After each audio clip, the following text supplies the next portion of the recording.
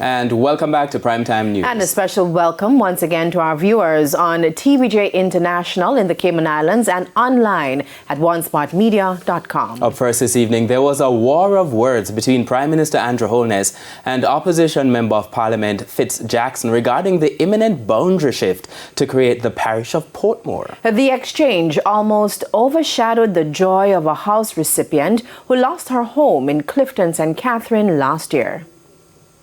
Member of Parliament for St. Catherine's Southern, Fitz Jackson, again criticizing the Andrew Holness-led government about the proposed boundary changes in St. Catherine. The changes are to make way for establishing Portmore as Jamaica's 15th parish under the Parish and Counties Act, with the JLP's Everald Warmington commenting in November that the boundary shift will create a JLP stronghold in the St. Catherine East Central constituency. Mr. Jackson has been strident in his opposition, describing the move as blatant gerrymandering and a political setback for Jamaica. An 1867 act that was promulgated then to allow the owners of properties to divide properties and estates for themselves.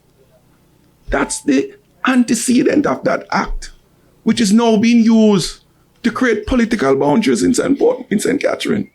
Mr. Jackson was speaking at the handing over of a housing unit to Shaniel Francis, whose house was knocked down in the Clifton St. Catherine demolition in October 2022. He also questioned the tardiness in other homeowners in the area still not receiving titles for their properties. But this is a celebration not for Clifton.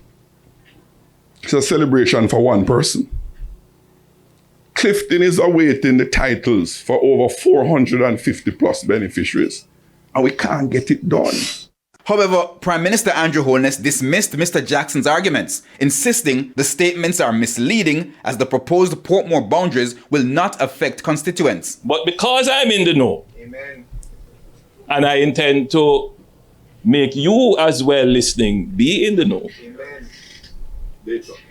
Yes, and as I have pointed out, one of the data, which is so important, that a large part of the constituency is uninhabited. Amen.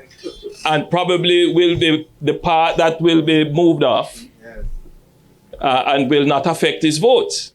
He also blasted criticisms about titles for some illegal settlements, insisting that the government is upholding the law. When we allow settlements to occur irregularly, the same people who created the illegal settlement come up on platform and say, how we not get the title yet? Yes. How long we are wait on title? Yes. The same people who encourage people to come and settle illegally, then turn around and say, where is the road? Where is the water? Shanice Francis' house was bulldozed after she and other persons were scammed into paying hundreds of thousands of dollars over to someone who was not authorized to sell. Herman Green, TVJ News. In the meantime...